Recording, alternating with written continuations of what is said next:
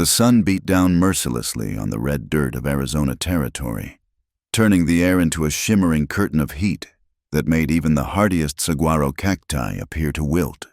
The year was 1885, and this was a land where only the strong survived, a place where the boundary between civilization and wilderness was as thin as the line between life and death. Caleb Morrison wiped the sweat from his brow as he surveyed his meager ranch from atop his weathered mare. Belle. The wooden fence posts stood crooked and weathered, held together more by stubbornness than craftsmanship.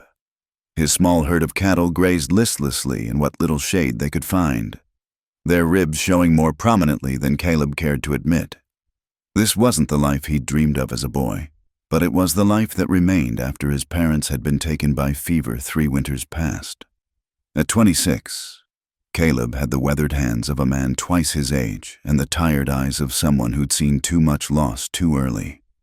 His brown hair was perpetually dusty, and his clothes bore the permanent stains of honest work. The ranch house behind him was little more than a cabin with delusions of grandeur, 2 rooms, a leaking roof, and memories that sometimes felt heavier than the Arizona heat. He counted his cattle again, a ritual that had become both necessity and nervous habit. 27 head yesterday. Today, he counted 24. His stomach dropped. In a land where cattle meant survival, losing even one animal was a catastrophe he could ill afford. Damn, he muttered, scanning the horizon for any sign of the missing steers. The landscape stretched endlessly before him, red rock formations jutting up like ancient monuments, sparse vegetation clinging to life, and in the distance, the purple shadows of mountains that marked the beginning of Apache territory. That was where he'd have to go. The thought made his chest tight with old fear, but there was no choice.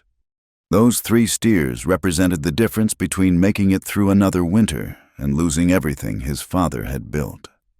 Caleb rode out at dawn the next morning, his rifle secured across his saddle and his water canteen full. Belle picked her way carefully across the rocky terrain, her hooves finding purchase where others might stumble. They'd been partners for 5 years now, and she seemed to understand the gravity of their mission. The tracks were faint but readable to eyes trained by necessity. 3 sets of hoof prints leading northeast, toward the jagged canyon country where the Apache were said to move like ghosts through landscape that would kill a white man in days. Caleb had heard the stories. Warriors who could travel 50 miles without leaving a trace, who could appear and disappear like smoke on the wind. By midday, the sun was a white-hot coin burning in a sky the color of old brass. Caleb's shirt clung to his back, and Belle's breathing had grown labored. They stopped frequently to rest in whatever shade they could find, always listening, always watching. It was the smoke that gave them away.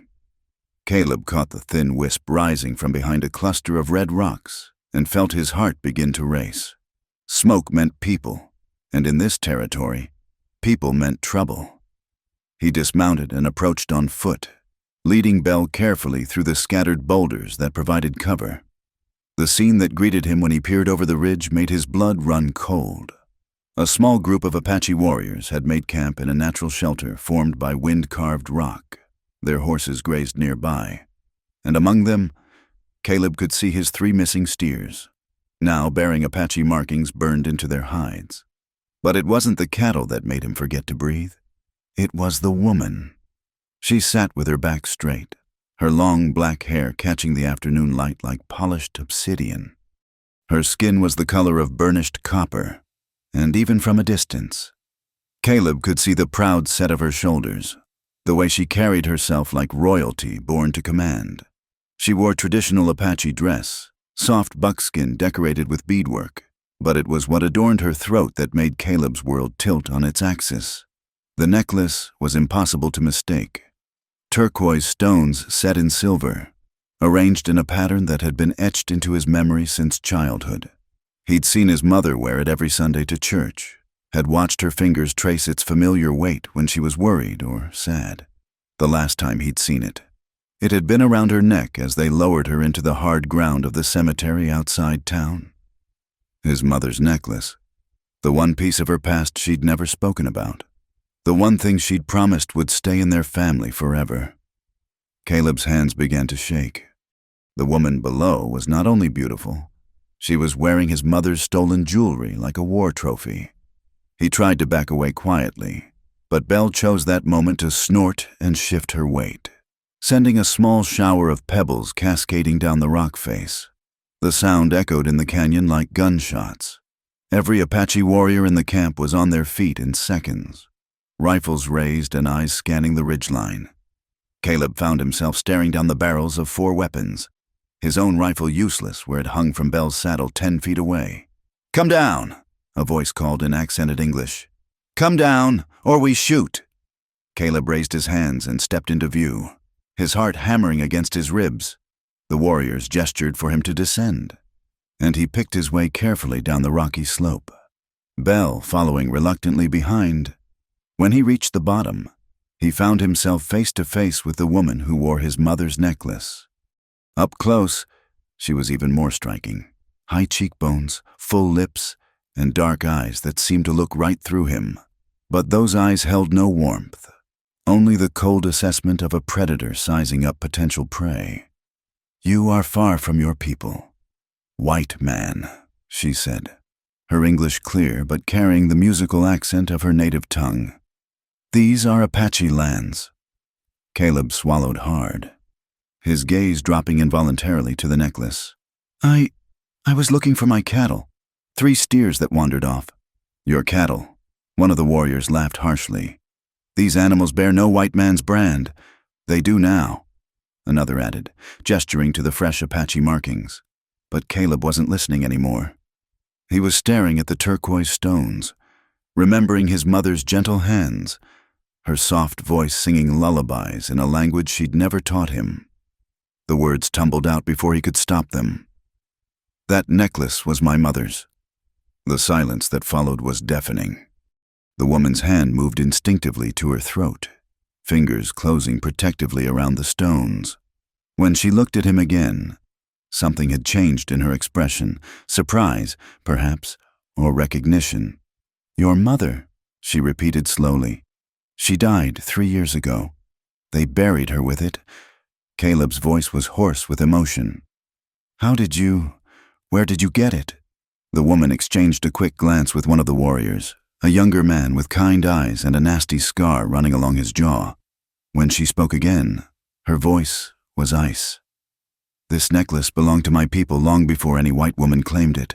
It was taken as payment for blood spilled, for lives lost to those who steal our land and murder our children." "No." Caleb shook his head desperately. "No, that's impossible. It belonged to my mother's family. It came from Scotland, passed down through generations of women." "Lies." The woman cut him off. "Pretty lies told by thieves to make themselves feel better about their theft." The young warrior with the scar stepped forward, his rifle still trained on Caleb, but his expression thoughtful. "Ayana," he said quietly, using what Caleb assumed was the woman's name. "Perhaps we should—" "No, Taza." The woman, Ayana, held up a hand.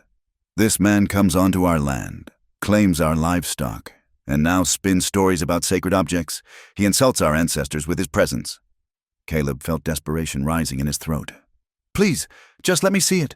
Let me prove—" "You will prove nothing." Ayana's voice was final as a closing grave. "You will leave now, while you still can." Taza lowered his rifle slightly. "Sister, he came alone. He poses no threat. Perhaps he poses the greatest threat of all," Ayana replied. But she was looking at Caleb with an expression he couldn't read. "He brings with him the poison of false hope, of impossible claims that can only lead to blood." But she signaled to the other warriors, and slowly, reluctantly, they began to lower their weapons. Taza stepped forward and grabbed Belle's reins, leading her to where Caleb stood. "Go," Taza said quietly. "Go now, and do not return to Apache lands. My sister shows you mercy today, but mercy is a luxury we can rarely afford." Caleb mounted Belle with shaking hands, his eyes never leaving the necklace that caught the light like captured sky. As he turned to leave, Ayana called out to him, "White man." He looked back to find her standing proud and straight, the necklace gleaming against her throat. "If this thing belonged to your mother, then perhaps you should ask yourself how she came to possess what was taken from the body of my murdered sister 5 winters ago." The words hit Caleb like physical blows. He stared at her, his mouth opening and closing soundlessly, before finally managing to spur Belle into motion. They climbed out of the canyon in silence, the sun beginning its descent toward the western horizon. As they rode home across the darkening landscape, Caleb's mind raced with questions that had no comfortable answers. He thought of his mother's gentle hands, her sad smiles, the way she'd sometimes stare off toward the mountains with tears in her eyes. He thought of the stories she'd never told, the past she'd never shared, and the necklace she'd worn like both blessing and burden. By the time he reached his ramshackle ranch, the stars were beginning to appear in the vast Arizona sky. But for the first time in his life, Caleb Morrison found no comfort in their familiar light. All he could see was a pair of dark eyes full of pain, and the glint of turquoise stones that might hold more secrets than his heart could bear. Sleep refused to come to Caleb that night. He lay on his narrow cot, staring at the rough-hewn ceiling beams while the woman's words echoed in his mind like thunder in a canyon. "If this thing belonged to your mother, then perhaps you should ask yourself how she came to possess what was taken from the body of my murdered sister 5 winters ago." The accusation felt like a blade between his ribs, sharp and impossible to ignore. He rose before dawn and walked to the small wooden chest that held his mother's few remaining possessions. With trembling fingers, he lifted out the daguerreotype taken on his parents' wedding day, his father stern and proud in his Sunday best, his mother young and beautiful, her neck bare of any jewelry. But Caleb remembered the necklace from his earliest memories. His mother, Elizabeth Morrison, had worn it every day of his childhood, her fingers often unconsciously touching the turquoise stones when she was deep in thought or troubled by some distant worry. She'd told him it was a family heirloom, brought from the old country by her grandmother, a woman whose name she claimed to have forgotten but whose memory she honored by wearing the precious stones. "It's been passed down through generations of women in our family," she'd said, holding 5-year-old Caleb on her lap as he traced the intricate silver work with his small finger. "Someday, when you marry, it will go to your wife, and she'll give it to her daughter, and on, keeping our family story alive." But now those memories felt tainted, like looking at a familiar landscape through smoke. Had his gentle mother been capable of keeping stolen goods? Had she known the necklace's true origin and chosen silence over justice? The woman he'd loved and mourned seemed suddenly like a stranger wearing his mother's face. As the sun climbed higher, painting the desert in shades of gold and crimson, Caleb saddled Belle and rode into town. Millerville wasn't much to speak of, a collection of weathered buildings clustered around a single dusty street, existing mainly to serve the scattered ranches and the occasional wagon train brave enough to attempt the southern route to California. But it was the only place within 50 miles where a man could find answers to questions he wasn't sure he wanted to ask. The first stop was Jameson's General Store, where old Henrik Jameson had been selling everything from bullets to butter for the better part of 20 years. If anyone would remember the comings and goings of the Morrison family, it would be him. Henrik looked up from his ledger as Caleb entered, the bell above the door announcing his arrival with a rusty chime. "Morning, Caleb. What can I do for you today?" "Morning, Mr. Jameson." Caleb removed his hat and ran his fingers through his hair, suddenly uncertain how to begin. "I was wondering if you might remember something about my mother, about when she first came to Millerville." The older man's weathered face creased into a frown. "Your mother? Elizabeth? Son, that was, must be near 30 years ago now. Why the sudden interest in ancient history?" "I found something that belonged to her. Something I'm trying to understand." Caleb hesitated, then forged ahead. "Do you remember her wearing any particular jewelry?" "A necklace, perhaps." Henrik's eyes grew distant as he searched his memory. "A necklace. Well, now that you mention it, yes, blue stones, wasn't it? Turquoise and silver. Pretty thing. She wore it often, especially to church and social gatherings. He paused, studying Caleb's face. Why? What's this about? Do you remember when she first started wearing it? Was it something she brought with her when she married Pa, or... Hard to say for certain. Henrik scratched his grizzled beard.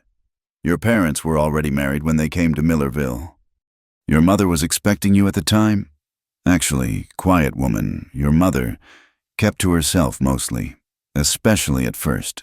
But I do recall... He trailed off, his expression growing troubled. What?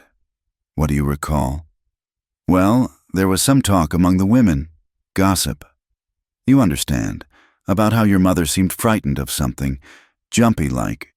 And there were those who wondered about that necklace. Seemed awfully fine for a poor rancher's wife. Mrs. Pemberton.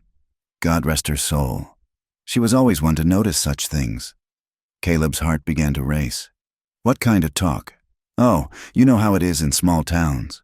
People see a pretty woman with expensive jewelry and they start wondering where it came from. Some said maybe she'd been married before, or had family money she kept quiet about. Others? Henrik shook his head. Well, others wondered if maybe there was more to the story than your parents let on. Before Caleb could press for more details, the store's bell chimed again, and Mrs. Sarah Whitmore entered with her 2 young daughters. The conversation was effectively over, but Henrik's words had planted seeds of doubt that grew with every passing minute. Caleb's next stop was the church, a modest wooden structure that served the spiritual needs of Millerville's scattered population. Reverend Thomas Hartwell had been the town's pastor for 15 years, and before that, he'd served churches throughout the territory. If anyone might have insight into his mother's past, it would be the man who'd known her longest. He found the Reverend tending to the small garden behind the church, his sleeves rolled up and dirt under his fingernails. Hartwell was a man in his 60s, with kind eyes and the patient demeanor of someone who'd spent decades listening to confessions and offering comfort to troubled souls. Caleb, my boy. Hartwell greeted him with a warm smile. Good to see you. How are you managing out on the ranch? Well enough. Reverend, actually, I was hoping to speak with you about my mother, about her time here in Millerville. The Reverend's expression grew more serious, and he gestured toward a wooden bench beneath a scraggly cottonwood tree. Of course, your mother was a faithful member of our congregation, a good woman. What would you like to know? Caleb sat heavily, his hat in his hands. Did she ever speak to you about her past, about her life before she came here? Hartwell was quiet for a long moment, his weathered hands folded in his lap. Your mother carried burdens. Caleb, I could see it in her eyes, especially in those early years. She came to me once, maybe twice, seeking counsel about matters of conscience. What kind of matters? I'm bound by the sacred trust of confession, you understand. But I can say this, your mother was troubled by guilt over something in her past. Something she felt she couldn't make right, no matter how much she wished to. Caleb's mouth went dry. Guilt about what? She never gave me specifics, but she asked many questions about forgiveness, about whether God could absolve sins that hurt innocent people. She worried about the legacy she might leave to her children. The Reverend studied Caleb's face. Why these questions now? Son, what's brought this on? Caleb found himself telling the whole story. The missing cattle, the encounter with the Apache warriors, the necklace, and the woman's shocking claim about her murdered sister. Hartwell listened without interruption, his expression growing increasingly grave. When Caleb finished, the Reverend was silent for several minutes, staring out at the desert landscape. Finally, he spoke. There were raids in those days. Caleb, terrible things happened on both sides. Settlers attacked Apache camps. Apache warriors struck back at ranches and wagon trains. It was a cycle of violence that fed on itself, each side justifying their actions by pointing to the other's crimes. Are you saying my mother was involved in something like that? I'm saying your mother carried guilt about something serious enough to drive her to her knees in prayer night after night. And I'm saying that necklace may indeed be connected to events she wished she could undo. The words hit Caleb like a physical blow. He'd come seeking reassurance. Some proof that the Apache woman's claim was false. Instead, he was finding more questions and fewer comfortable answers. His final stop was the Silver Dollar Saloon, where Sam Kendrick ran a small business buying and selling goods from travelers passing through. If stolen items had found their way into white settlements, Sam would likely have been involved in the transaction. Sam was a small, nervous man with thinning hair and darting eyes. He looked up warily as Caleb entered the dimly lit establishment. "Caleb Morrison. Don't see you in here often. What brings you by?" "I'm looking for information about some jewelry that might have passed through town years ago. A turquoise and silver necklace." Sam's face went pale, and he glanced quickly around the nearly empty saloon. "What kind of questions are you asking, boy? And why?"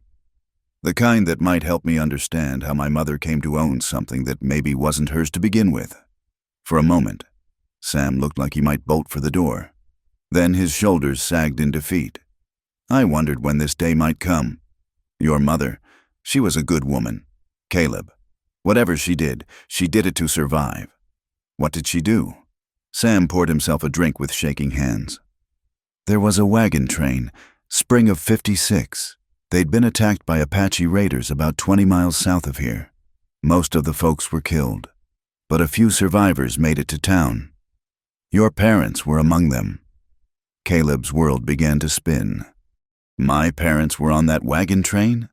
Your mother was near to giving birth with you. She and your father had joined up with the train in Santa Fe, heading west to start fresh. When the attack came..." Sam shook his head. "Your mother told me later that they found bodies scattered everywhere. Apache had taken horses, weapons, anything of value.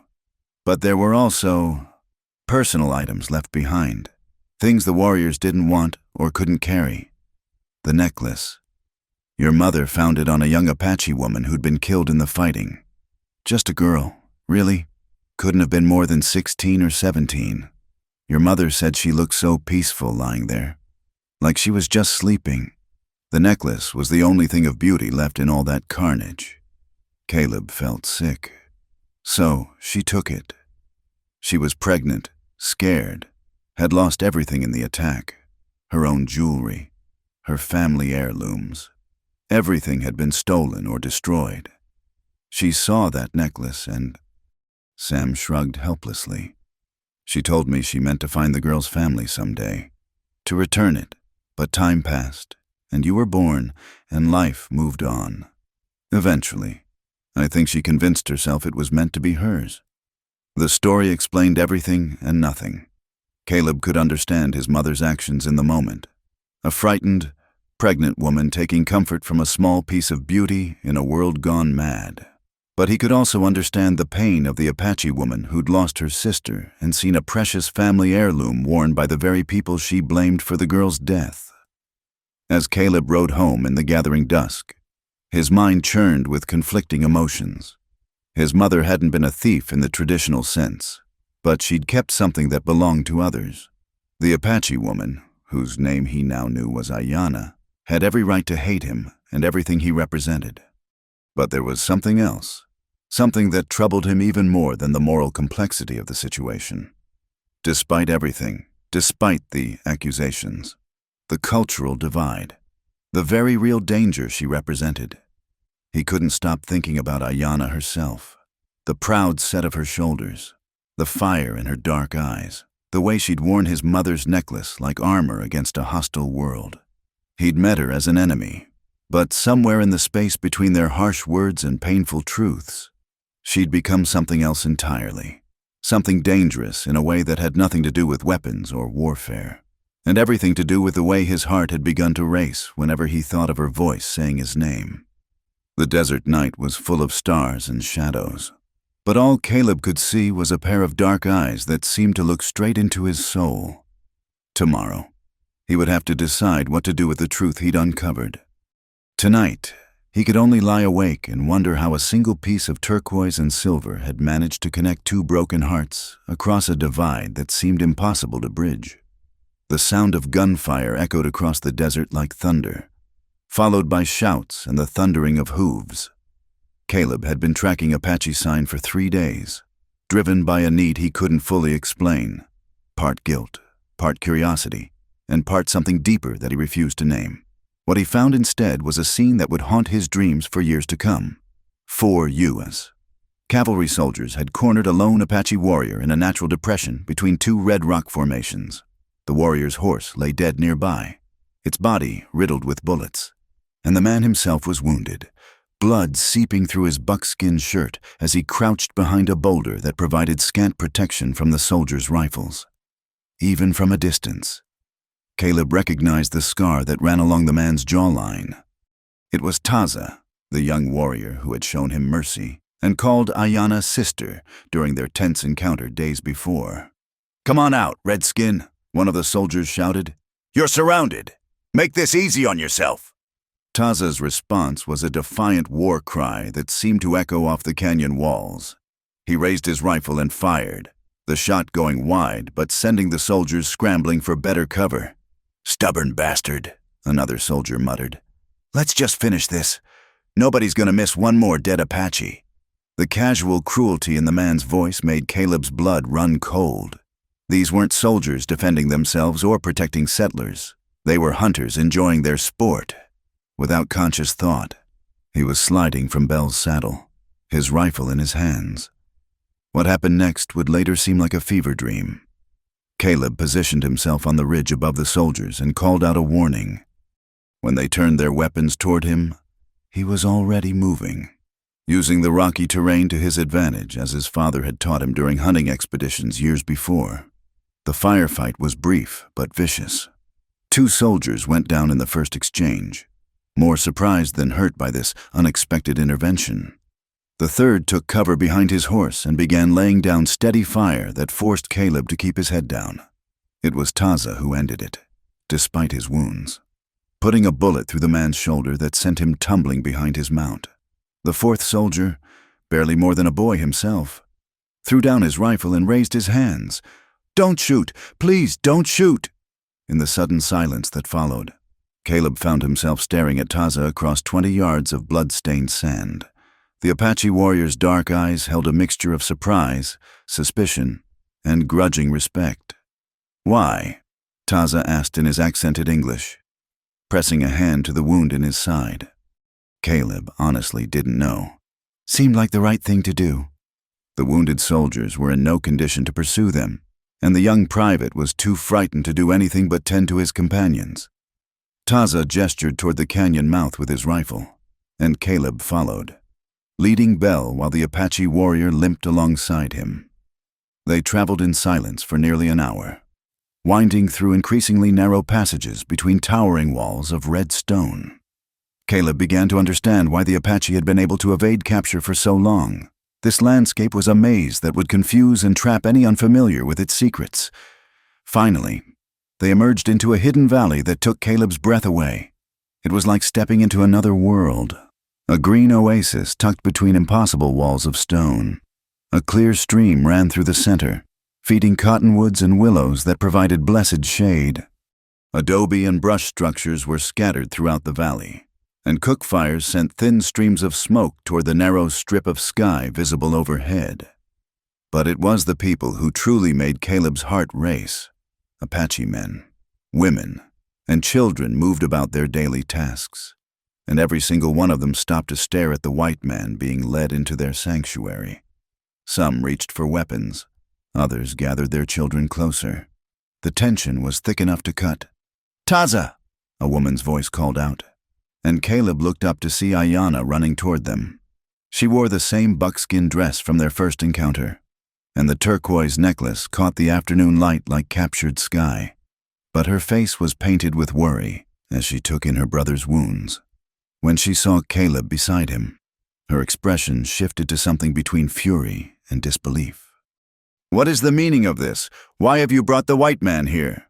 Taza swayed on his feet, and Ayana immediately moved to support him. As she did, her eyes found Caleb's across her brother's hunched shoulders.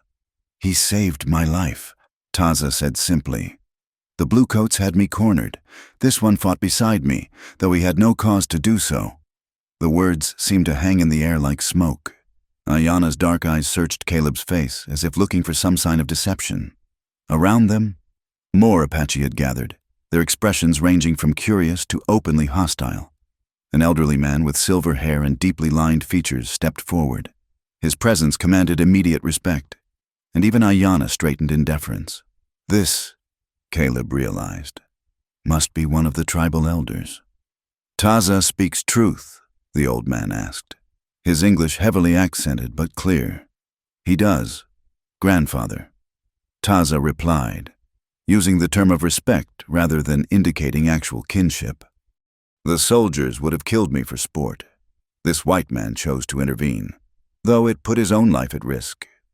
The elder studied Caleb with eyes that seemed to hold the wisdom of decades. "You are the one who came before, seeking the necklace my granddaughter wears."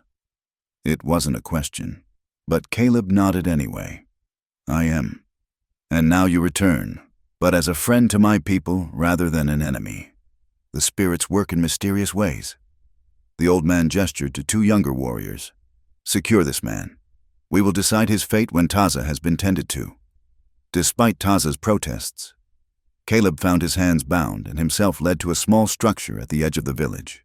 It was more shelter than prison, a simple brush lean-to that provided shade and protection but no real means of confinement. Guards were posted nearby, but they seemed more curious than threatening. As the sun set and the desert air grew cool, Caleb watched the daily life of the Apache unfold before him. Children played games with sticks and stones, their laughter echoing off the canyon walls. Women tended cook fires and worked on beadwork or basket weaving, their hands moving with practiced skill. Men maintained weapons, cared for horses, and spoke in low voices about matters Caleb couldn't understand. It was a far cry from the savage imagery he'd been raised to expect. These people lived much as any other community might, with families, traditions, joys, and sorrows that transcended the color of their skin or the language they spoke.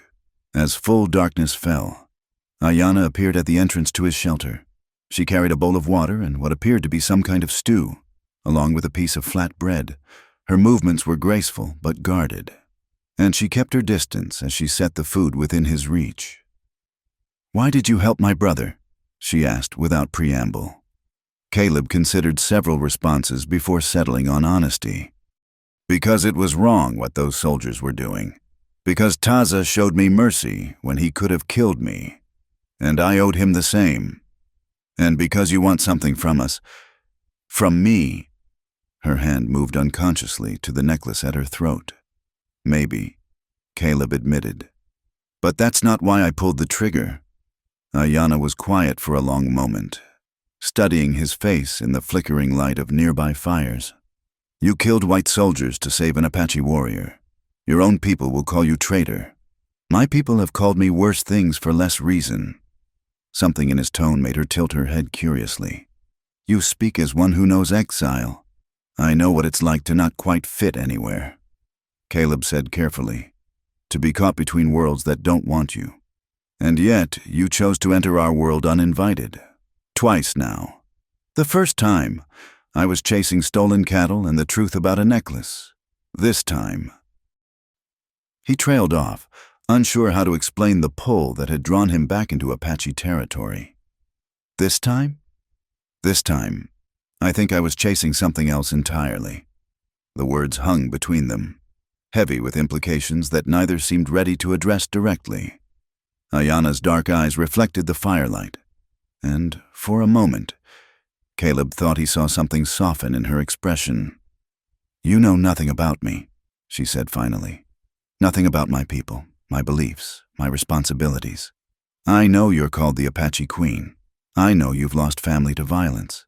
Same as I have, I know you wear that necklace like armor against a world that's taken too much from you already." Ayana's breath caught slightly. "You presume much, white man." "My name is Caleb Morrison, and I'm not presuming anything. I'm observing you hold yourself like someone who's been forced to be strong when all you wanted was to be safe." The accusation, because that's what it was, seemed to strike home. Ayana's composure cracked slightly. revealing a glimpse of the pain she carried beneath her warrior's facade. "Safe," she repeated, the word bitter on her tongue. "There is no safety for my people, only survival, day by day, moment by moment. The white man's army grows stronger while we grow fewer. Our children go hungry while yours feast on land that was ours for generations beyond counting. I'm not responsible for what's been done to your people, but you benefit from it." Her voice was sharp as flint. "Your ranch sits on land that once supported Apache families. Your cattle graze where our horses once ran free, whether you pulled the trigger or not. You profit from our suffering." The words stung because they held truth. Caleb had never thought of himself as a conqueror or oppressor, but he couldn't deny that his very presence in this territory was part of a larger pattern of displacement and loss. "You're right," he said quietly. "I can't change what's been done, or undo the harm that my people have caused yours. But I can choose how I act from this moment forward." Pretty words, but words are wind, and wind cannot bring back the dead or restore what has been stolen.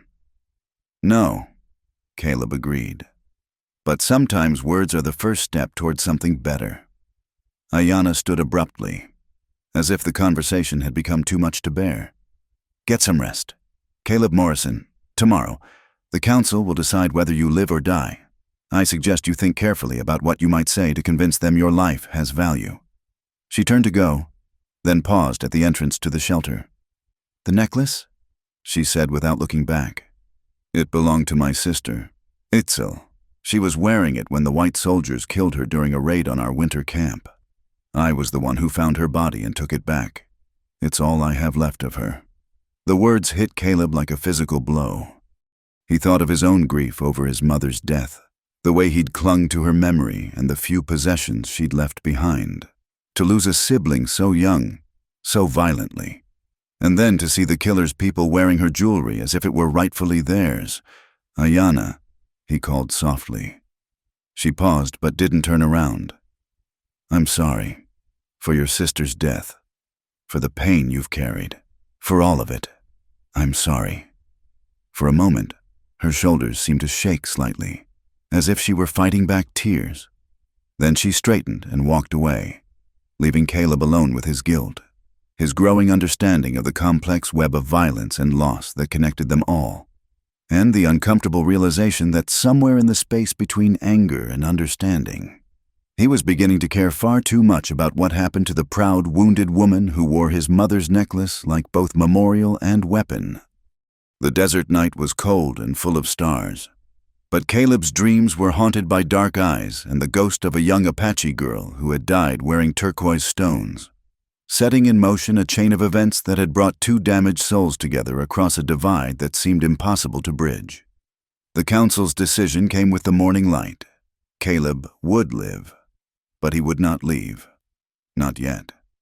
The elders had debated through most of the night, their voices rising and falling like wind through the canyon. Some had argued for his immediate execution, viewing him as a threat that could bring the army down upon their hidden sanctuary. Others, led by the silver-haired elder called Nalnish, had spoken of the debt owed for Taza's life. In the end, pragmatism won over vengeance. The village needed every able-bodied person as they prepared for the harsh winter ahead, and Caleb's intervention had proven his willingness to risk himself for their people. He would remain as a laborer, contributing to the community's survival while the council determined his ultimate fate. "You will work," Nalnish informed him as his bonds were cut. "You will earn your keep like any member of this community. But make no mistake, you are not one of us, and you are not free to leave. Attempt to flee, and you will be hunted down." Caleb nodded his understanding, flexing his wrists to restore circulation. "What kind of work?" "Whatever needs doing," Ayanna said, appearing at the elder's shoulder. She wore a different dress today, one decorated with intricate geometric patterns in red and yellow beadwork, but the turquoise necklace remained constant at her throat. "Today, you help with the harvest. Our women have been gathering pine nuts and acorns in the high country. The baskets are heavy, and we need strong backs to carry them down the mountain paths." The work was backbreaking. Caleb found himself part of a group that included 3 Apache women, 2 teenage boys, and an elderly man whose weathered hands spoke of decades of hard labor. They climbed narrow trails that seemed to have been carved by mountain goats, carrying woven baskets that grew heavier with each mile. The women worked with an efficiency that put Caleb's fumbling efforts to shame. They knew exactly which trees would yield the best nuts, how to test the acorns for ripeness, and how to process the gathered food for long-term storage. Their hands moved with the confidence born of generations of practice, and they chattered quietly among themselves in their native tongue as they worked. At first, they ignored Caleb entirely, speaking around him as if he were invisible. But as the day wore on and he proved willing to carry the heaviest loads without complaint, their attitude began to shift. One of the younger women, who couldn't have been more than 20, even offered him water from her gourd when she noticed him struggling with the altitude.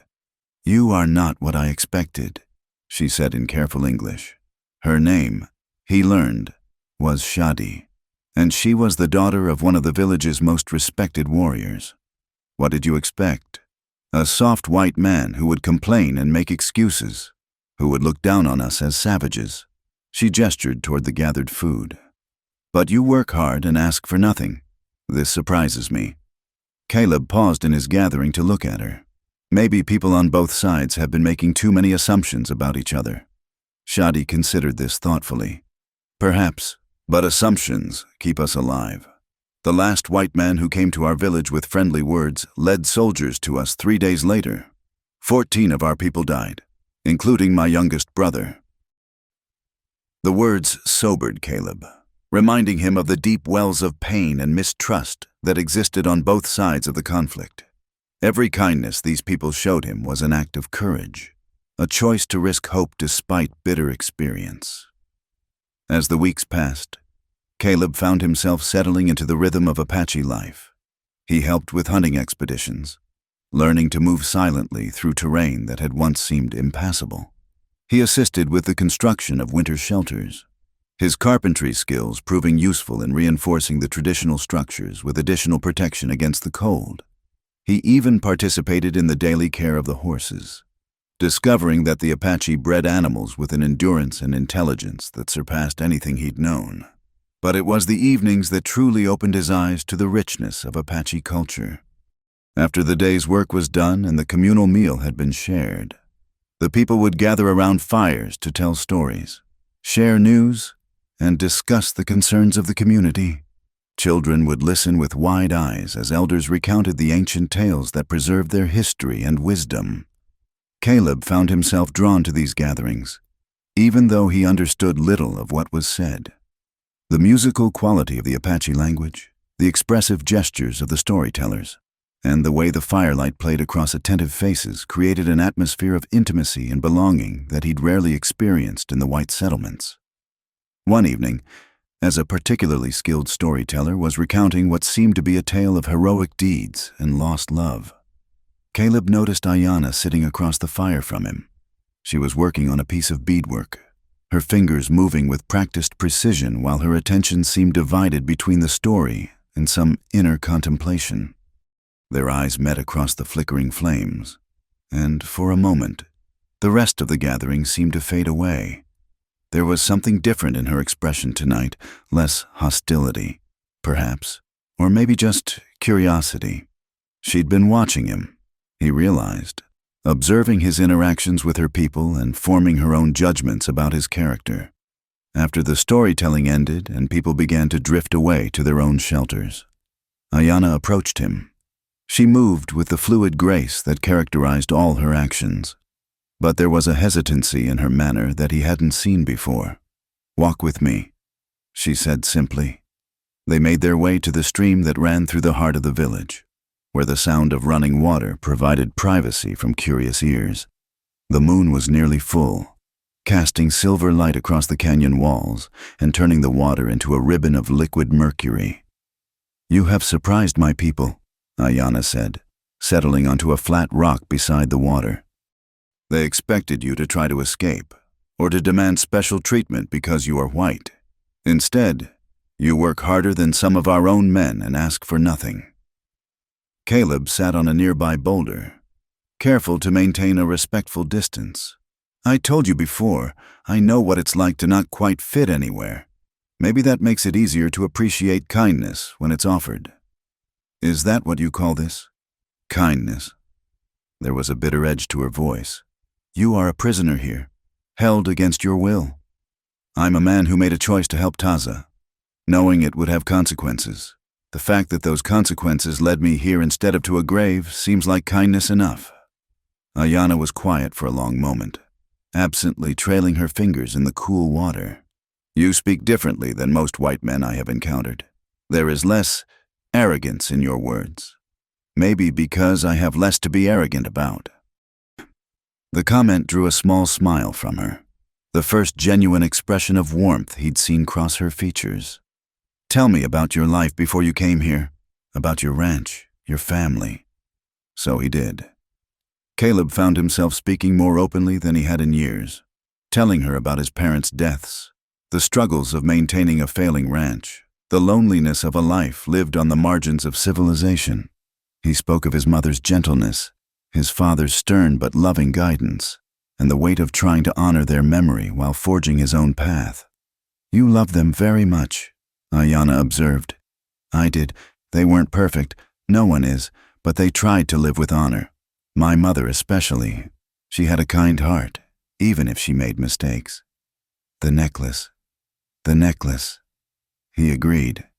She shouldn't have taken it, but I understand why she did. Fear and loss can make people do things they wouldn't normally consider. Ayana's hand moved unconsciously to the turquoise stones at her throat. When I found my sister's body, I wanted to burn the whole world down. The rage was so strong I could barely breathe. What stopped you? My people needed me to be more than my anger. A leader cannot afford the luxury of pure emotion. There are too many lives depending on clear thinking and careful choices. She looked at him directly. But wearing this necklace helps me remember her. It keeps her spirit close to mine. I understand that too. We all need something to hold on to. They sat in comfortable silence for a while, listening to the night sounds of the desert, the distant cry of a coyote, the whisper of wind through the canyon, the gentle murmur of the stream. There was an intimacy to the moment that transcended the obvious barriers between them, a recognition of shared humanity that made their differences seem less important. May I see it? Caleb asked softly. The necklace? Not to take it, just to see it up close. Ayana hesitated, then slowly lifted the chain over her head. She held it for a moment in her cupped palms, the moonlight making the turquoise stones glow like captured sky. Before extending it toward him, Caleb took it with reverent care, his fingers tracing the familiar silver work that had been crafted by skilled hands generations ago. Up close, he could see details he'd missed before, tiny symbols etched into the metal, the subtle variations in the turquoise that spoke of stones selected with great care. It's beautiful, he said honestly. Whoever made this was a true artist. My great-grandmother, Ayana said. She was known throughout the territory for her jewelry work. This was made for my grandmother's wedding, and it passed to my mother, then to my sister when she came of age, and now to you. Now to me. She paused, studying his face in the moonlight. What would you do if I offered to return it to you? If I said you could take it back to honor your mother's memory? The question caught Caleb off guard. He looked down at the necklace, thinking of all the nights he'd lain awake wondering about its history, all the guilt and anger and confusion it had caused. Then he thought of the young woman who'd died wearing it, of the sister who'd found her body and claimed this one precious reminder of their love. I'd tell you to keep it, he said finally, placing the necklace back in her hands. It belongs with you now, my mother. She'd understand. Ayana's eyes widened in surprise. You would give up your claim to it? Just like that? It was never really mine to claim. I know that now. He met her gaze steadily. But I'm grateful that you've let me see it, to understand its true history. That means more than possession ever could. For a moment, something profound passed between them, an understanding that went deeper than words or cultural differences. Ayana carefully placed the necklace back around her neck, but her movements were slower now, more thoughtful. You continue to surprise me. Caleb Morrison. Is that good or bad? I'm not certain yet. They rose to return to the village, but as they reached the path that led to their separate shelters, Ayanna paused. Tomorrow, there will be a celebration. The harvest has been good, and the spirits have smiled on us. There will be dancing and music. Will I be welcome? You will be tolerated, she said, but there was a hint of teasing in her voice. Try not to embarrass yourself too badly. As Caleb watched her walk away, her form graceful even in the dim light, he realized that something fundamental had shifted between them. The hostility was gone, replaced by something more complex and potentially more dangerous. Mutual respect, understanding, and the first fragile shoots of something that felt suspiciously like affection.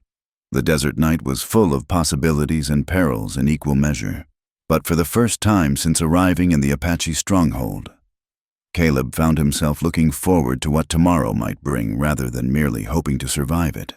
The woman who'd once been his enemy was becoming something else entirely, and the implications of that transformation were as thrilling as they were terrifying.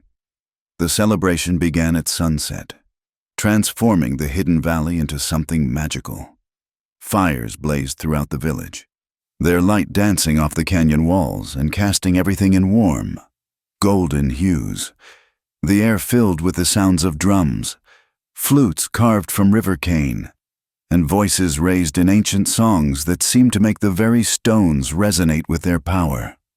Caleb watched from the edge of the gathering, uncertain of his place in this sacred ritual. The Apache had donned their finest clothing, men in elaborately decorated shirts and leggings, women in dresses adorned with silver coins, turquoise, and intricate beadwork that caught the firelight like captured stars.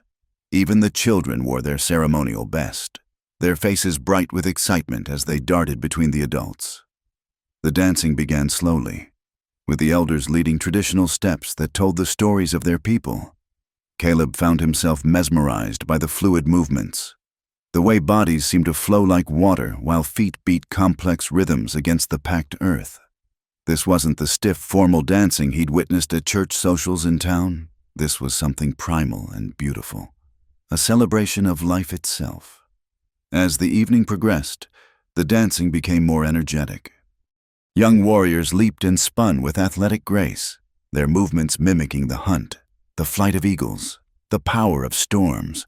Women moved with equal skill, their dresses swirling as they celebrated fertility, harvest, and the turning of seasons. It was during one of these dances that Caleb first noticed the whispers. A group of younger Apache men had gathered near one of the larger fires, and though he couldn't understand their words, their gestures and the way they glanced in his direction made their meaning clear. They were discussing him, and from their expressions, not favorably. The leader of the group was a warrior named Kia, perhaps a few years older than Caleb, with the build of someone who'd spent his life conditioning his body for war. He had the kind of presence that commanded attention, tall, broad-shouldered, with intelligent eyes that missed nothing. Caleb had noticed him before during the daily activities, always watching, always evaluating. What made the situation more troubling was the way Kia's gaze kept shifting to Ayanna, who was participating in a women's dance nearby. There was possession in that look, a claim that spoke of history between them, as if sensing the tension. Taza appeared at Caleb's side. The younger warrior had recovered well from his wounds, though he still favored his left side when he thought no one was looking. "My friend," Taza said quietly, "perhaps it would be wise to keep to the shadows tonight." "Trouble? Kia grows restless. He was to marry my sister before the last great battle, when so many of our warriors fell. The ceremony was postponed, but he has never abandoned his claim to her." Caleb felt something cold settle in his stomach. "And now? Now he sees how she looks at you when she thinks others aren't watching. It does not please him." Before Caleb could respond, the music shifted to a different rhythm, and Ayanna stepped forward into the circle of dancers.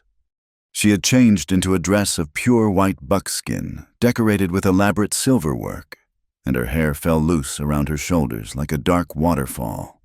The turquoise necklace gleamed at her throat, And when she began to move, it was as if the firelight itself was dancing.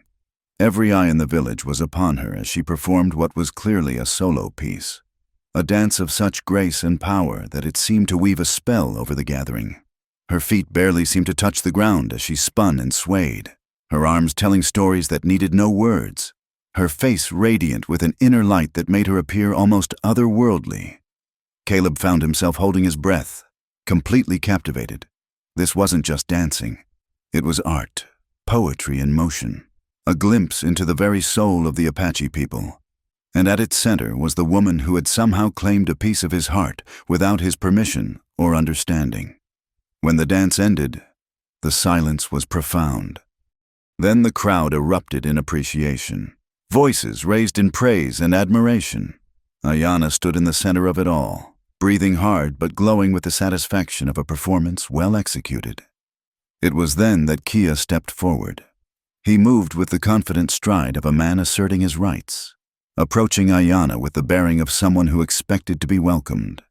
When he spoke, his voice carried clearly across the suddenly hushed gathering. "You dance like the spirit women of our ancestors," he said in Apache, though his tone made the compliment sound more like a claim. "It reminds all who watch why you were chosen to be my wife." The words struck the celebration like a physical blow. Conversation stopped mid-sentence, and all eyes turned to watch this drama unfold. Ayanna's expression grew cold, and when she replied, her voice carried the authority of her position as war leader. "I was chosen to lead our people. Kia, nothing more. Any other arrangements were made without my consent and hold no power over me. Your father promised—" "My father is dead." Ayanna cut him off. "As are many of the men who made such promises. I make my own choices now." Kia's eyes flashed with anger and wounded pride. "And what choices are those? To shame yourself with a white man? To betray your own people for the enemy who has taken everything from us?" The accusation hung in the air like smoke, poisonous and spreading. Caleb felt every eye in the gathering turn toward him, some curious, others openly hostile. He started to step forward, to defend both himself and Ayanna, but Taza's hand on his arm held him back. "Do not," his friend whispered urgently. "This is not your fight, and interfering will only make things worse." But Ayanna needed no defender. She drew herself up to her full height, every inch the warrior queen her people called her. And when she spoke, her voice could have cut steel. "How dare you question my loyalty or my honor? I have bled for our people, fought beside our warriors, and sacrificed everything for their survival. I owe no man explanations for my actions, least of all one who skulks in the shadows, spreading poison instead of standing openly with his concerns." "I stand openly now," Kia replied, his hand moving to the knife at his belt. "I challenge your right to lead if you will not honor your obligations to the tribe." The crowd stirred uneasily. This was moving beyond personal dispute into something that could tear the community apart.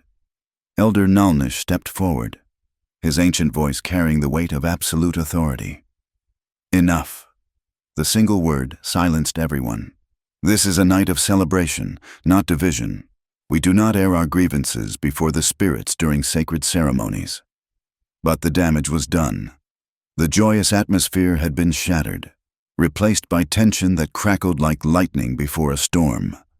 People began to drift away from the fires, conversations conducted in worried whispers. Caleb remained where he was, uncertain whether leaving would be seen as cowardice or wisdom. The decision was taken from him when Ayanna approached, her face a mask of controlled fury. "Come," she said simply. "We need to talk." They walked in silence to the same spot by the stream where they'd shared their conversation days before. But tonight, the peace of the place felt fragile, threatened by the turmoil that followed them. "I'm sorry," Caleb said as soon as they were out of earshot of the village. "I never meant to cause problems between you and your people." "You didn't cause anything," Ayanna replied, though her voice was tight with emotion. "Kia has been looking for an excuse to challenge my authority since I refused his marriage proposal. You're simply the weapon he's chosen to use." "But there's truth in what he said, isn't there?" About how you look at me? The question hung between them like a bridge neither was sure they wanted to cross. Ayanna was quiet for a long moment, her hands clasped tightly in front of her as she stared at the moonlit water. Yes, she said finally. There is truth in it. The admission sent a shock through Caleb that was equal parts joy and terror. Ayanna, I know what this means, she continued, as if his words were an interruption she'd been expecting. I know the price of such feelings. If I follow this path, I lose everything, my position, my people, my purpose, everything I've worked for, everything I am. You don't know that for certain, don't I? She turned to face him, and in the moonlight, he could see tears glistening in her dark eyes. Look what happened tonight. A few stolen glances, some private conversations, and already Kia feels justified in challenging my leadership. If our people knew what I was truly feeling. What are you feeling? The question seemed to break something loose inside her. She stepped closer, close enough that he could see the rapid rise and fall of her breath, could smell the sage smoke in her hair. I'm feeling things I have no right to feel, she whispered. I look at you and see not an enemy, but a man of honor who risked everything to save my brother. I watch you work alongside my people and see someone who understands what it means to be alone in the world. I listen to you speak and hear wisdom instead of the arrogance I expected. Her hand rose to touch the necklace at her throat. And when you held this, when you said I should keep it because it belonged with me now, I felt something I haven't felt since Itzel died. I felt hope. Caleb reached up slowly, giving her every chance to pull away, and gently touched her face. Her skin was warm and soft, and when she leaned into his touch, something inside him came alive that he'd thought had died with his mother. I never expected this, he said softly. Never imagined that I could feel this way about someone so different from everything I knew. But you're not different, not where it matters. You're strong and beautiful and brave, and you carry your pain like a warrior without letting it make you cruel. And you're gentle in a way I didn't know men could be, kind without weakness, honest without judgment. Her voice broke slightly. But it doesn't matter what we feel. Caleb, it can't matter. Why not? Because I'm the leader my people need, and they need someone who puts their welfare above her own desires. Because you're a white man in a time when that means we can never have a future together. Because loving you would be selfish, and selfishness is a luxury I can't afford. Even as she spoke the words, she was moving closer, her body betraying the logic of her mind. Caleb's arms came around her naturally, and she fit against him as if she'd been created for exactly that purpose. Maybe we can't have forever, he murmured against her hair. But we have tonight. We have this moment. One moment, she whispered back. One moment of forgetting who we're supposed to be and just being who we are. When their lips met, it was with the desperate intensity of two people drowning who'd found air. Years of loneliness, loss, and the weight of responsibility melted away, leaving only the simple truth of two hearts recognizing their match. The kiss tasted of tears and hope, of everything they couldn't have and everything they were willing to risk for a few stolen hours of peace. When they finally broke apart, both were breathing hard. Ayanna's hands were fisted in his shirt, and Caleb could feel her trembling, whether from desire or fear. He couldn't tell. Come with me, she said, her voice barely audible. To my lodge. One night of forgetting, and then we return to reality. As they walked back toward the village, hand in hand in the silver moonlight, Caleb knew they were crossing a line from which there might be no return, but looking at the woman beside him, proud, fierce, vulnerable, and impossibly beautiful, he found he didn't care about consequences. Some things were worth any price, and the love growing between them felt like one of those rare, precious gifts that came only once in a lifetime. Tomorrow would bring its own challenges and heartaches, but tonight belonged to them alone. The desert wind whispered through the canyon like a blessing, and the stars looked down on two souls who had found each other against all odds. in defiance of a world determined to keep them apart. Dawn came too quickly, bringing with it the harsh light of consequences. Caleb woke in Ayana's lodge to the sound of angry voices outside, and he knew immediately that their night together had not gone unnoticed. Beside him, Ayana was already sitting up, her face grave as she listened to the heated discussion taking place in the village center. "Kia," she said simply, reaching for her clothes. "He's calling for the council to convene." They dressed quickly and in silence, both understanding that the peaceful hours they'd shared were about to be shattered by the reality of their situation. When they emerged from the lodge, the entire village seemed to be gathered around the central fire, their faces reflecting a mixture of curiosity, disapproval, and fear. Elder Nalnish stood in the center of the circle, his weathered features stern with disapproval. Kia stood beside him, his posture radiating righteous anger as he gestured toward Caleb and Ayana. "The white man has violated the sanctity of our village," Kia declared, his voice carrying clearly across the gathering. "He has corrupted our war leader, turning her from her duties to her people. This cannot be tolerated." Murmurs rippled through the crowd, some agreeing, others uncertain. Caleb noticed that Taza stood with a group of younger warriors, his expression troubled but not condemning. Shadi and several of the women who had worked with Caleb looked conflicted, torn between tribal loyalty and the respect he had earned through his actions.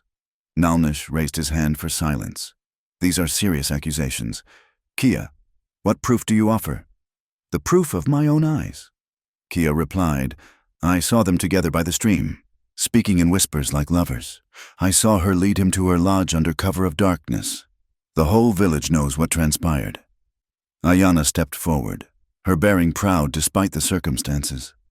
"I am accountable for my actions to this council and to my people, but I will not be judged by a man whose jealousy clouds his reasoning." "Jealousy?" Kia's voice rose. "This is not about personal feelings. This is about the survival of our people. How can we trust a leader who betrays us for the enemy?" "I have betrayed no one," Ayana replied firmly. "Every decision I have made has been for the good of our people. That remains true now." Elder Nalnish studied both of them with eyes that held the wisdom of decades. "The question before us is not one of personal conduct alone. It is whether our war leader can continue to serve our people with honor while maintaining relationships that may compromise her judgment." Another elder, a woman named Desba, whose word carried significant weight in the community, spoke up. "There is also the matter of what message this sends to the younger generation. Can we expect them to hold fast to our traditions if their leaders do not?" Caleb felt the weight of responsibility settling on his shoulders. Every word spoken was true in its way. His presence had created division. His relationship with Ayana had complicated her position, and his very existence as a white man in their midst represented a challenge to everything the Apache were fighting to preserve. But before he could speak, an unexpected voice cut through the debate. "The white man saved my life," Taza said, stepping forward. "When the soldiers would have killed me for sport, he risked everything to intervene. That is not the action of an enemy. One good deed does not erase the sins of his people." Kia countered, "Would you have us forget the massacres, the broken treaties, the children who have died because of white expansion? I would have us judge each man by his own actions, not the actions of others who share his skin color." Taza replied, "Is that not what we ask of them when they judge us?" The debate continued for what felt like hours, voices rising and falling as the community wrestled with questions that had no easy answers. Caleb listened to it all, understanding that his fate and Ayana's hung in the balance of this ancient form of justice. Finally, Nalnish called for silence. "The council will deliberate," he announced. "Until we reach a decision, both the white man and our war leader will be confined to separate lodges." As they were led away, Ayana caught Caleb's eyes across the crowd. In her gaze, he saw not regret for what they had shared, but a deep sadness for what it might cost them both. The hours that followed were among the longest of Caleb's life. He sat in the small lodge where he was confined, listening to the murmur of voices from the council meeting, trying to prepare himself for whatever judgment would come. Death was certainly possible. He had no illusions about that. But it was the thought of what might happen to Ayanna that truly tormented him. As evening approached, Taza appeared at his lodge entrance, his expression grim. "The council has reached a decision," he said quietly. "You are to be released and allowed to leave our territory, but you must go immediately, and you must never return." Relief flooded through Caleb, quickly followed by a more complex emotion. "And Ayanna?" Taza's silence was answer enough. Caleb felt his heart sink. What will happen to her? She is to be stripped of her position as war leader. The council believes she has compromised herself and can no longer serve the people effectively. Taza's voice was heavy with sorrow. She will be allowed to remain in the village, but as a common member of the tribe, not as a leader. The punishment was devastating in its completeness. Ayanna had devoted her life to leading and protecting her people, and now that purpose, her very identity, was being taken from her. She knew this would happen, Caleb said, more to himself than to Taza. She knew the price, and she chose to pay it anyway. "She chose you," Taza corrected gently. "The question now is what you will choose." Before Caleb could ask what he meant, voices arose from the village center. Something was happening, something that required his immediate attention. He followed Taza out of the lodge to find the entire community gathered once again, but this time their attention was focused on Ayanna, who stood in the center of the circle with her chin raised in defiance. "I accept the council's judgment," she was saying, her voice carrying clearly through the night air. "But I will not accept exile from the only man who has shown me what it means to be valued for who I am rather than what I can provide." Elder Desba leaned forward. "What are you saying, child?" "I am saying that if Caleb Morrison must leave this place, then I will leave with him." The declaration sent shocked murmurs through the crowd. "I have given everything to this tribe, my youth, my heart, my very soul. I have earned the right to choose my own path." "You would abandon your people for a white man?" Kia's voice was incredulous. "I would follow my heart for once in my life." Ayanna replied, "My people will survive without me. They are strong, they are wise, and they have leaders who can guide them. But I will not survive without hope, and hope is what this man has given me." The words hit Caleb like a physical blow. She was willing to give up everything, her home, her people, her entire world, for him. The magnitude of her sacrifice was almost overwhelming. Nalnish stood slowly, his ancient frame seeming to carry the weight of the tribe's sorrow. "If this is your choice, Ayanna, then you are no longer Apache. You are no longer our daughter, our sister, our war leader. You are nothing to us." The words were meant to cut deeply, and they succeeded. Caleb saw Ayanna flinch as if she'd been struck, but she didn't waver. "I understand," she said quietly. "I accept the consequences of my choice." "Then you will leave now." The elder continued. "Both of you, take nothing but what you can carry, and know that if you return, you will be treated as enemies." As the crowd began to disperse, their faces showing a mixture of anger, sadness, and disappointment, Caleb approached Ayanna. She was standing alone now, her proud bearing intact but her eyes reflecting the magnitude of what she had just lost. "You didn't have to do this," he said softly. "Yes, I did." She reached up to touch the turquoise necklace at her throat, the one linked to her sister and her heritage that she would carry with her into exile. Some choices are made with the head, and some with the heart. This was a choice of the heart. They gathered their few possessions in the darkness, working quickly and quietly while the village settled into an uneasy sleep. Taza appeared as they were preparing to leave, his face etched with sorrow. "I cannot change what has happened," he said to his sister. "But I want you to know that you will always be in my thoughts. You will always be my sister, no matter what the council says." Ayanna embraced him fiercely, and Caleb saw tears streaming down both their faces. "Take care of our people," she whispered. Be the leader they need. I will try to be worthy of what you have taught me, Taza replied. They slipped away from the village like ghosts, leading their horses through the narrow canyon passages until they reached the open desert beyond. The stars provided enough light to travel safely, and they rode in silence for several hours, putting distance between themselves and the only home Ayanna had ever known. When they finally stopped to rest, they were deep in unfamiliar territory, surrounded by the vast emptiness of the desert night. Ayanna sat on a rocky outcropping, staring back toward the distant mountains that hid her people from view. "Do you regret it?" Caleb asked, settling beside her. "Ask me again in a year," she replied, but there was no bitterness in her voice. "Right now, I'm too numb to feel regret." "Where will we go?" "South, I think, to New Mexico territory, or maybe Texas. Somewhere we can start over, where no one knows our history." She turned to look at him. "That is, if you want to start over with a woman who has nothing to offer but her heart." Caleb reached out to take her hand, intertwining their fingers. "Your heart is all I've ever wanted." As they sat together in the silver desert night, two exiles bound by love and loss, Caleb thought about the journey that had brought them to this moment. It had begun with a simple desire to reclaim his mother's necklace and had led to the discovery of something far more precious, a woman who was willing to sacrifice everything for the chance at happiness. The road ahead would be difficult, filled with challenges they couldn't yet imagine, but they would face them together, and that made all the difference. Love had cost them everything they had known, but it had also given them everything they needed: each other, and the hope of building something new from the ashes of their old lives.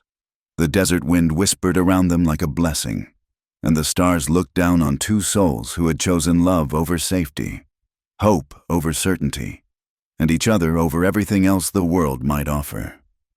It was a beginning born from endings, a future built on the courage to let go of the past.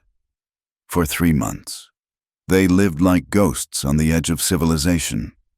Caleb and Ayanna made their way south through harsh terrain that tested every survival skill they possessed, always moving, never staying in one place long enough to be remembered. They traded Caleb's horse for supplies in a small Mexican settlement, lived off the land when they could, and avoided the main trails where cavalry patrols might recognize Ayanna's Apache features.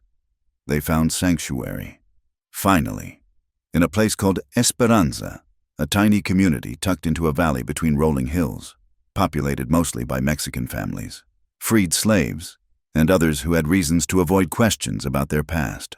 The town's name meant hope in Spanish, and for the first time since leaving the Apache village, Caleb began to believe they might actually have a future together. He found work at Martinez's stable, caring for horses and doing repairs that his ranching background had prepared him for. Ayanna took the name Elena Martinez, claiming to be the mixed-blood daughter of a Mexican trader, and found employment teaching the settlement's children. Her quick intelligence and gentle manner with the young ones made her a valued member of the small community. For a brief, shining period, they were almost happy. They rented a small adobe house at the edge of town, with thick walls that kept out the desert heat and a small garden where Ayanna grew vegetables using techniques her people had perfected over generations. In the evenings, they would sit on their tiny porch and watch the sun paint the hills in shades of gold and crimson, talking quietly about their dreams for the future. It was during one of these peaceful evenings that Ayanna first told him about the child. "Caleb," she said softly, her hand resting on her still flat stomach, "there's something you need to know." The tone of her voice made him set down the piece of leather he'd been mending and give her his full attention. "What is it?" "I'm carrying your baby." The words were simple, but they changed everything. "I've known for a few weeks, but I wanted to be certain before I told you." The world seemed to tilt around Caleb. Joy, terror, and wonder crashed over him in equal measure. A child, their child, growing inside the woman he loved more than life itself. He reached for her hands, finding them trembling slightly. How do you feel about it?" he asked, searching her face for any sign of regret or fear. Frightened, she admitted, and amazed, and grateful. Tears gathered in her dark eyes. I never thought I would have children. Caleb, my life as a war leader, the constant danger. It seemed impossible. But now we're going to be a family, he finished, pulling her into his arms. A real family. They held each other as the stars came out, making whispered plans for cribs to be built and names to be chosen, dreaming of a future where their child could grow up safe and loved, free from the prejudices that had driven them from their old lives. But happiness, they learned, was a fragile thing in their world.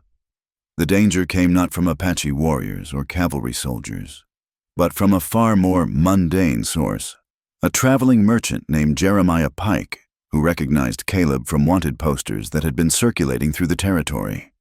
Pike had sharp eyes and a sharper memory for faces that might bring him reward money, and when he saw Caleb working at the stable, he knew he'd found something valuable. The first sign of trouble came when Ayanna didn't return from the schoolhouse at her usual time. Caleb waited through the evening, pacing their small home as anxiety ate at his gut like acid. When she finally appeared near midnight, she was disheveled and frightened, with bruises on her wrists and a haunted look in her eyes. They took me, she said simply, falling into his arms. 3 men, bounty hunters. I think they said they knew who we really were, that there was money to be made from turning us in. Caleb's blood ran cold. What happened? How did you get away? The schoolmaster, Senor Valdez. He saw them take me and followed. He and his sons. They made the men release me, but not before they made it clear that our time here is over. She looked up at him with eyes full of sorrow. We have to leave, Caleb. Tonight. They packed what little they could carry, moving with the efficiency of people who had learned to travel light, as they prepared to slip away into the darkness. Ayanna suddenly doubled over, crying out in pain. Blood, too much blood, stained her skirts, and Caleb felt his world collapse around him.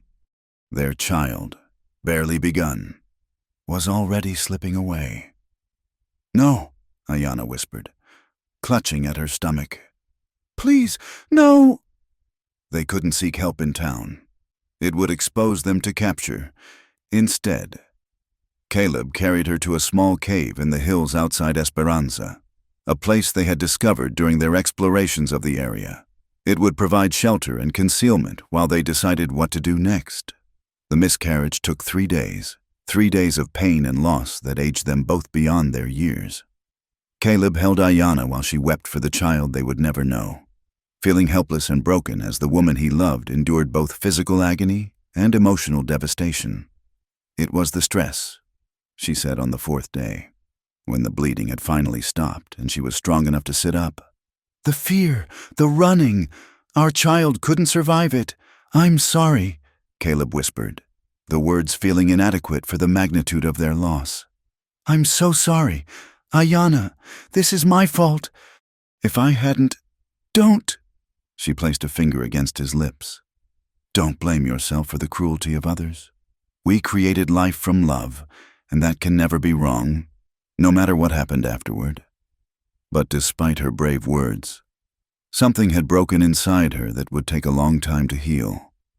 She grew quiet and distant, spending hours staring out at the desert landscape with an expression of profound sadness.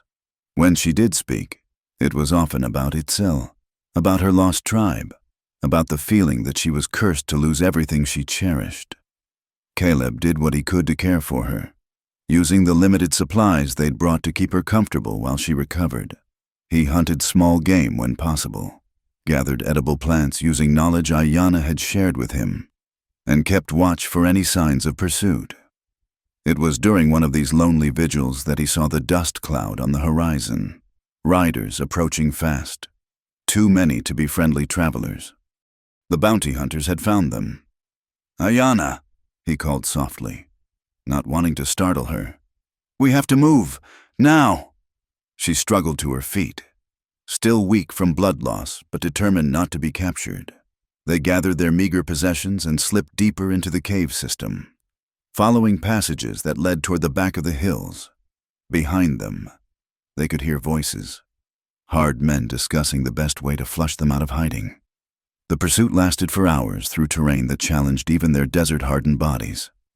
Ayanna, still recovering from her ordeal, began to falter as they climbed steep rocky slopes and navigated treacherous ravines. More than once, Caleb had to catch her when her strength failed, supporting her weight as they pressed on. By sunset, they had outdistanced their pursuers, but both were exhausted beyond endurance. They took shelter in a small overhang of rock, huddled together for warmth as the desert night settled around them. Ayanna was shivering despite the relative mildness of the evening, and when Caleb touched her forehead, he found it burning with fever. "You need rest," he said, though they both knew rest was a luxury they couldn't afford. "I need my sister," she replied deliriously. Itzel always knew how to make the pain go away. For the next 2 days, fever consumed her.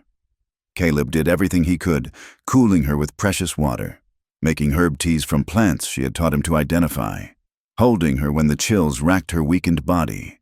Most of the time, she was lost in delirium, speaking in Apache to people who existed only in her fevered dreams. But sometimes, in the quiet moments between spells of unconsciousness, she was lucid enough to talk. "I see her sometimes," she whispered on the second night, her hand finding the turquoise necklace that still rested at her throat. "Itzel. She comes to me in dreams and tells me it's time to let go of the pain." "You're going to be fine," Caleb said, though his voice betrayed his fear. "The fever will break and you'll get stronger." "Maybe," she agreed softly. "But if it doesn't, if I don't survive this, I want you to know that loving you was the best thing I ever did. Even with all the pain, all the loss, I wouldn't change it." "Don't talk like that. We're going to get through this.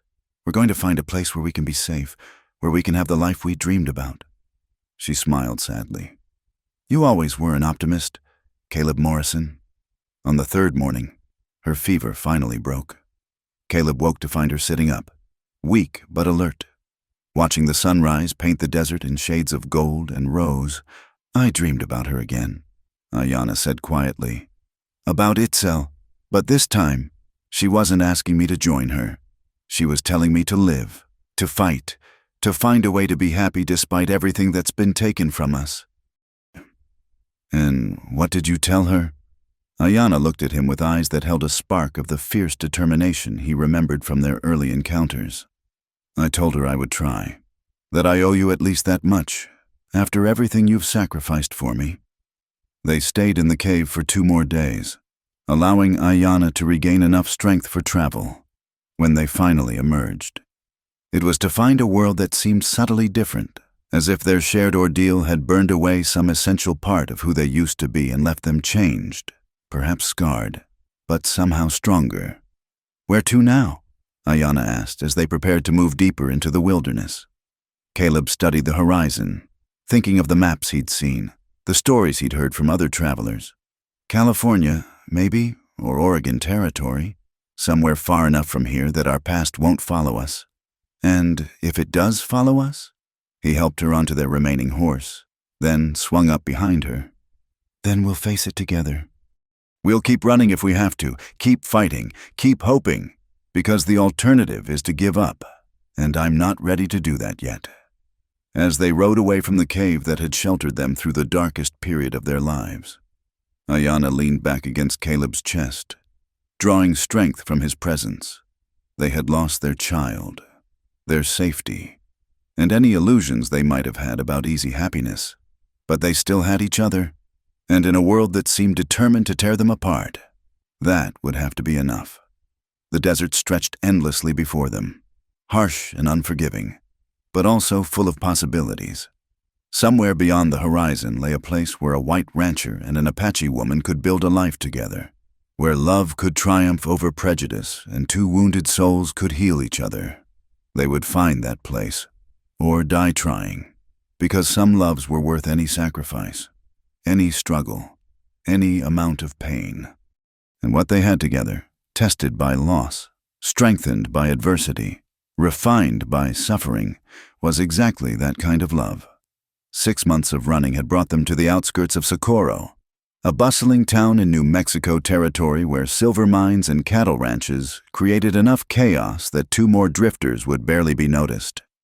Caleb had grown a full beard and let his hair grow longer, while Ayanna had learned to braid her black hair in the style of Mexican women and speak with the accent she'd perfected during their time in Esperanza.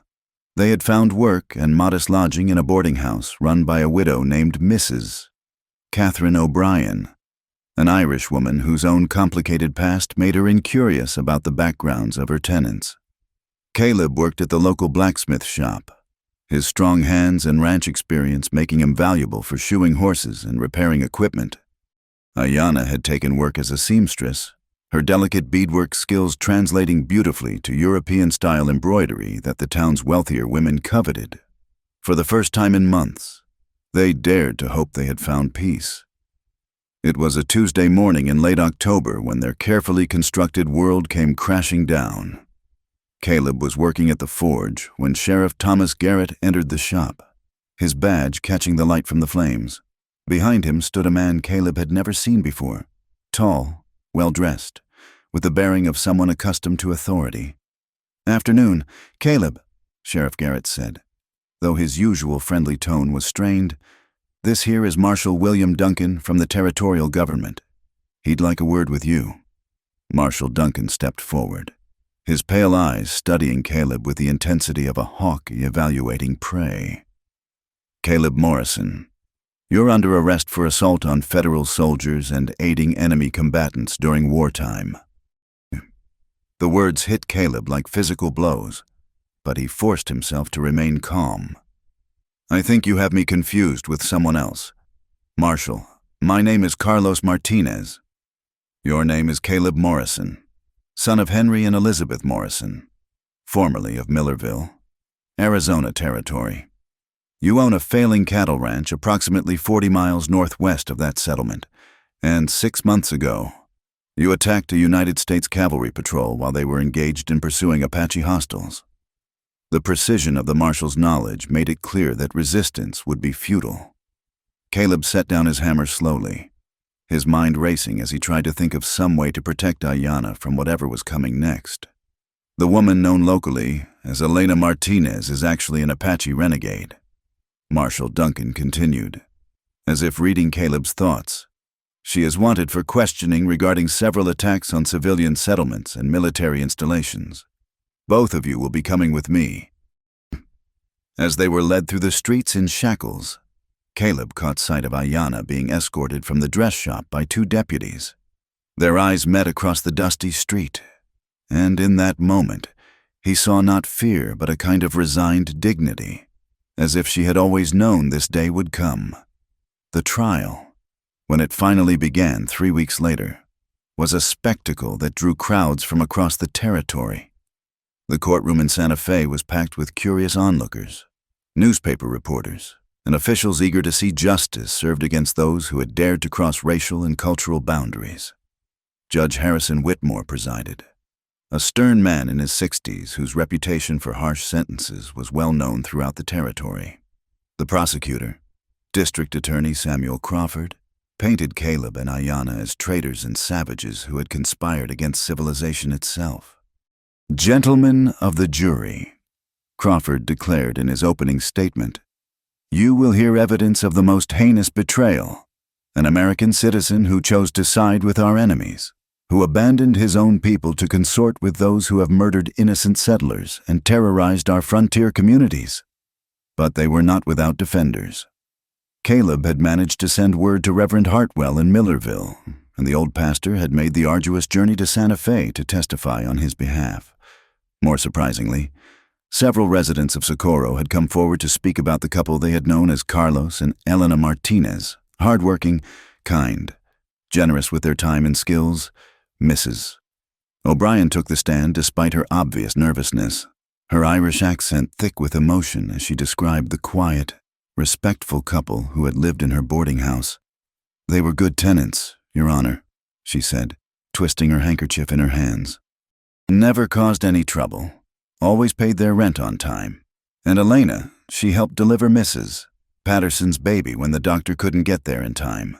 These aren't the actions of dangerous criminals. The most powerful testimony came from an unexpected source, Captain James Mitchell, the commanding officer of the cavalry unit that had been pursuing Taza when Caleb intervened. Mitchell was a career soldier, weathered by years of frontier service, and his words carried significant weight with the jury. "Your Honor," Captain Mitchell said, his voice steady and professional, "I've reviewed the reports of that engagement, and I must say that while Mr. Morrison's actions were technically illegal, they were also understandable. My men were not conducting themselves according to military standards. The Apache warrior they were pursuing was wounded and posed no immediate threat. Mr. Morrison's intervention, while misguided, may have prevented my soldiers from committing acts that would have brought dishonor to the uniform." The admission sent murmurs through the courtroom, and Caleb saw several jury members exchange meaningful glances. When it came time for the defense to present their case, the lawyer appointed to represent them, a young man named Robert Hayes, who seemed more interested in his political future than in justice, made a passionate plea for understanding. "Ladies and gentlemen of the jury," Hayes said, his voice ringing through the packed courtroom, "we are not here to judge the larger conflict between our civilization and the Apache people. We are here to judge two individuals who fell in love despite the barriers that society erected between them. Yes, Mr. Morrison made choices that violated the law, but they were choices made from love, not hatred, from a desire to protect, not to destroy." He gestured toward Ayanna, who sat with her hands folded, the turquoise necklace visible at her throat despite the simple dress she wore. "This woman has spent months living peacefully in our communities, contributing her skills, helping her neighbors. Does this sound like the behavior of a dangerous renegade?" The prosecution's case was strong on legal grounds. Caleb had indeed attacked federal soldiers, and Ayanna's presence in their territory without permission was technically illegal. But as the trial progressed, public opinion began to shift. Newspaper accounts of the proceedings spread throughout the territory, and many readers found themselves sympathetic to the star-crossed lovers whose only crime seemed to be loving across racial lines. Letters poured into the courthouse from ordinary citizens calling for mercy. A group of Mexican-American families from Socorro organized a petition on their behalf. Even some of the Apache leaders who had been working with the territorial government to establish peace sent word that they did not consider Ayanna a criminal, merely a woman who had chosen love over tribal loyalty. The turning point came when Caleb himself took the stand. Against his lawyer's advice, he insisted on telling their complete story, from the first encounter over the necklace to their flight from the Apache village, from their brief happiness in Esperanza to the loss of their child and their desperate flight to Socorro. "I'm not asking you to excuse what I did," he said, looking directly at the jury. "I broke the law, and I'm prepared to face the consequences, but I want you to understand why I did it.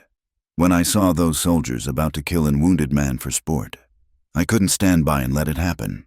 It wasn't about taking sides in some larger conflict. It was about basic human decency." He paused, his voice growing thick with emotion. "And when I fell in love with Ayanna, I didn't stop being an American citizen. I just started being something more, a man who understood that love doesn't see the color of skin or the language someone speaks.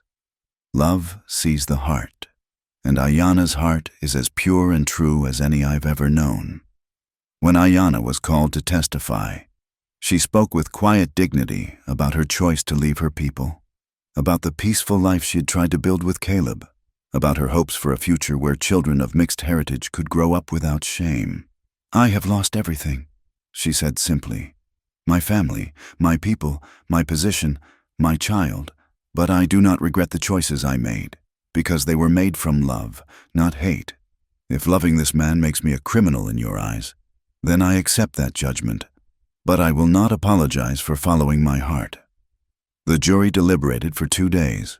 When they finally returned, their faces were grave but not unsympathetic. The foreman, a rancher named Samuel Brooks, stood to deliver their verdict. We find the defendant Caleb Morrison guilty of assault on federal officers, but we recommend mercy due to the circumstances of the case. A collective exhale filled the courtroom. We find the defendant Ayanna, Elena Martinez, not guilty of the charges against her, as the evidence shows she has lived peacefully and contributed to our communities. Judge Whitmore studied the verdict for a long moment, then looked up at the defendants. Mr. Morrison, while the jury has recommended mercy, the law requires that I impose a sentence. However, given the unusual circumstances of this case and the testimonies regarding your character, I sentence you to time served and banishment from Arizona and New Mexico territories. You and Miss Martinez are free to go, provided you leave these territories within 30 days and do not return. The courtroom erupted in cheers and applause. Caleb felt his knees nearly buckle with relief as Ayanna was led to him, tears streaming down both their faces as they embraced for the first time in weeks. As they walked out of the courthouse into the bright New Mexico sunshine, they were surrounded by well-wishers, people who had followed their story and found themselves rooting for love to triumph over prejudice. Mrs. O'Brien was there, pressing a small bag of coins into Ayanna's hands. Reverend Hartwell offered his blessing and promised to write letters of introduction to clergy in California who might help them start anew. A week later, they stood at the edge of Santa Fe, their few possessions packed on a sturdy horse they had purchased with donations from sympathetic townspeople. The road stretched westward toward California, toward a future that was uncertain but no longer hopeless. "Are you ready?" Caleb asked, taking Ayanna's hand. She looked back toward the town that had witnessed their trial, then forward toward the distant mountains that marked the beginning of their new life. The turquoise necklace caught the morning light, a reminder of all they had lost and all they had gained. "I'm ready," she said simply. "We've survived everything else: exile, loss, persecution, the law itself. Whatever comes next, we'll face it together." As they rode toward the sunrise, their shadows long behind them and the promise of California ahead, they carried with them the proof that love could indeed conquer the seemingly insurmountable barriers that society erected between people. Their story would be told and retold throughout the territory, a tale of two souls who chose each other over everything else their worlds demanded, and who found in that choice not just love, but redemption. The desert wind whispered around them like a blessing, and the turquoise necklace swayed gently against Ayanna's throat, no longer a symbol of loss and conflict, but a bridge between two hearts that had found their way to each other across impossible odds. Thank you for joining us around the campfire tonight to hear this tale of love, loss, and redemption in the Wild West. We'd love to hear from you. Where are you listening to this story? Are you by your own fireside, perhaps driving through wide open spaces, or maybe listening under the stars like our characters? Please subscribe to Wild West Campfire and share your thoughts with us. Until our trails cross again, may your own journey be filled with the kind of courage that Caleb and Ayanna showed us, the courage to love despite the odds.